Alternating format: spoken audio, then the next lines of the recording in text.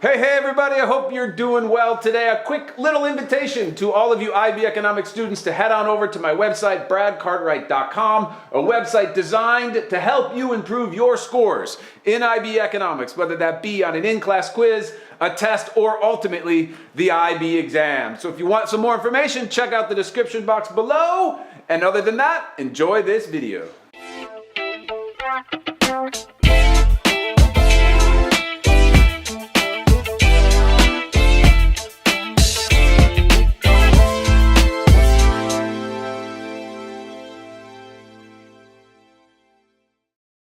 All right, so here we go. We're going to build this protective subsidy diagram. And one of the things you have to realize, and this is just so helpful for you to have in your mind, is you got to figure out where the beginning of the story is. You're going to put, I know we're building the protective subsidy. We're going to put a subsidy in. We're going to understand what that is. We're going to talk about what happens. But before the subsidy, you have to know where the story begins, because in economics, there's always the beginning of the story and then one event. That event might be a tariff, that event might be a subsidy, that event might be a quota, right? But there's a beginning of the story, and the beginning of the story in all of the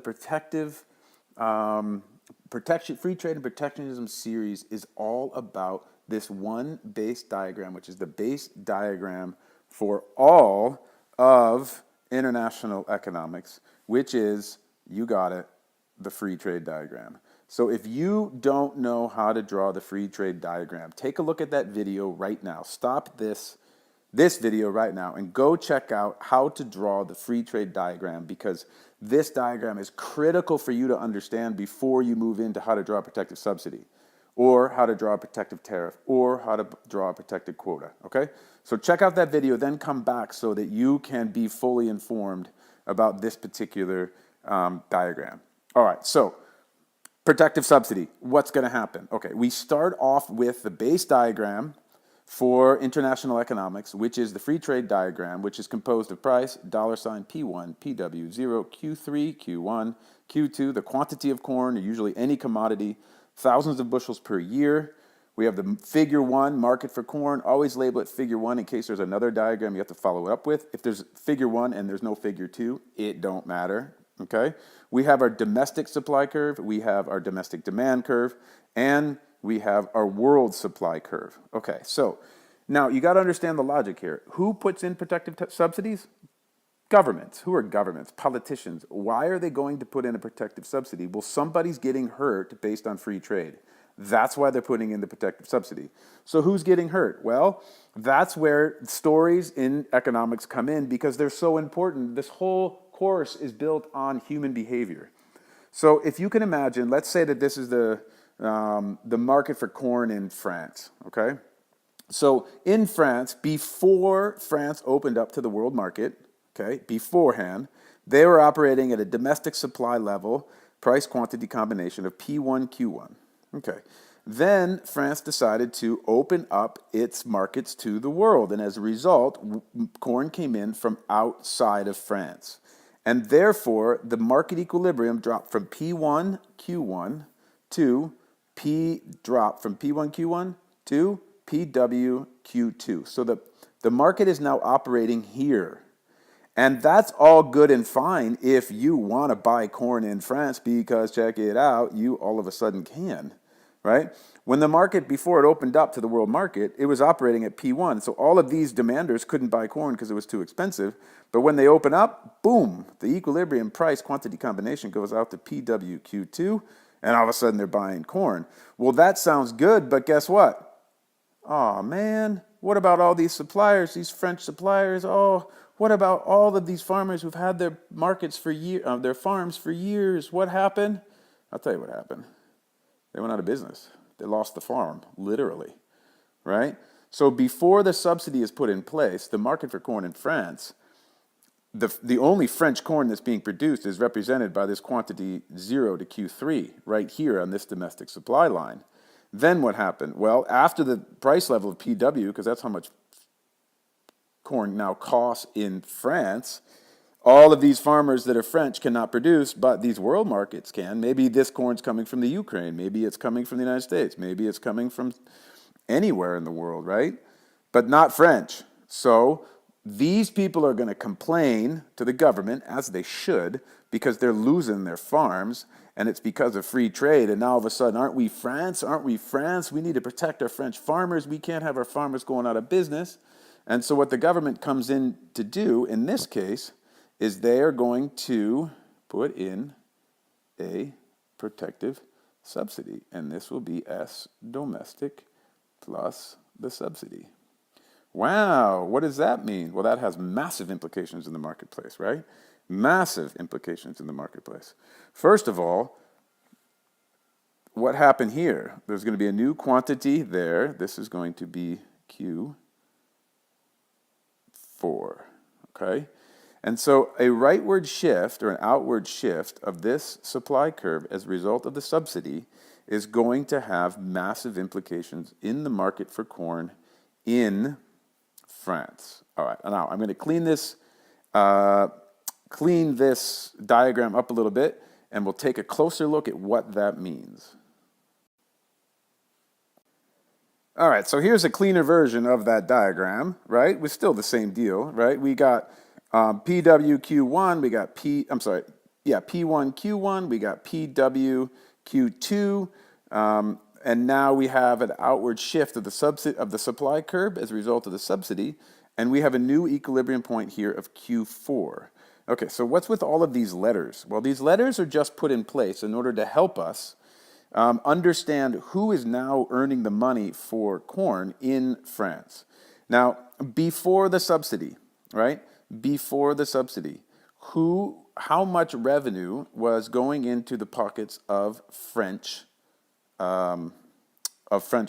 Well, if you think about the fact that it was PWQ3, then A, B, and this area down here, this whole box right here, was going into that revenue was going into, and we'll make it blue because they're French, right? The pockets of who? Of French farmers, okay? How much was going into the pockets of farmers outside of France? This is before, remember, this is before the subsidy, okay? So A and B were going in French pockets. C, D, and E were going into the pockets. This is the revenue for world producers, okay? Now, if we remove that, now let's take a look at what would happen after the subsidy. Where is this money going to go? Well, as a result of this outward shift of the supply curve, now all of a sudden, guess what? Because the government is giving French farmers money, these farmers right here can now participate in the marketplace. Because of the outward shift of this curve, now all of a sudden, all of these farmers here, because they're given a subsidy by the French government, can produce at a level of PW. Okay? So as a result of the subsidy, this is now revenue that is going into the pockets of French farmers. You see that? Guess what the French government did? They protected those farmers. Isn't that nice? Well, of course, that's what governments do. They take care of their own people, right? Now, how much of the corn is coming from world producers? Well, all of this is coming from world producers, D and E. Correct? Correct. Now, here's the last kicker. What about the government? How much is this subsidy, right, costing the government? Well, this costing the government, FG, right? F and G. This is the amount of money that the French government is going to have to pay to its farmers in order for them to be competitive, right? Boom. Okay. But there's one more thing. Guess what actually is happening in this diagram? Because the French farmers are getting a subsidy, which is a gift from the government, while F and G is the cost of the subsidy to the French government, where does that money going? Hey, check it. It's going into the pockets of those French farmers. So post-subsidy is even better than you thought for French farmers because A, B, C, G, and H, all of that is revenue that goes into the pockets of French farmers. They saved all of these people. The French government saved all of these people by giving a subsidy so that they could participate under PW but then they got money on top of that. So every bushel of corn produced in France, they got a subsidy for, and that's how they're able to produce it. Okay? So French farmers, clear, for clarity, F, G, A, B, C. World producers, D and E. Now there's one last thing we have to account for, which is the welfare loss as a result of this movement. Now, there's a government intervention in the marketplace. It was free trade, and now there's a subsidy put in, and that's government intervention, and there is always welfare loss as a result of any government intervention. So G also represents the loss of welfare to the world as a result of the subsidy. Okay. One last thing to mention, which is really important. What happened to the price of corn in France? Nothing. Nothing. Remember, the beginning of the story is P1Q1, and then they open up to the world and it became PWQ2. But guess what? The subsidy doesn't actually affect the price of corn. So all of these producers, all these consumers right here can still buy corn because the market is operating at PWQ2. It's just that now, because of the subsidy, the government has enabled this revenue right here to be generated, this quantity of corn from Q3 to Q4 to be produced in France. Okay? So one of the important things about the subsidies, it doesn't change the domestic price of corn, right? It just leads to an increase in the government expenditure and also an increase in revenue for domestic producers. Okay, that's a differentiator because as a result of this lack of change in the price, it's very different than the protective quota and very different than the protective tariff. Okay, by the way, if you don't know how to draw the protective tariff and the protective quota diagram, check out the videos that are part of this How to Draw series. It's very, very helpful. I just go just like this video, I just go through how to construct these diagrams so that you can get them right, so that your valuation and analysis of this stuff is accurate.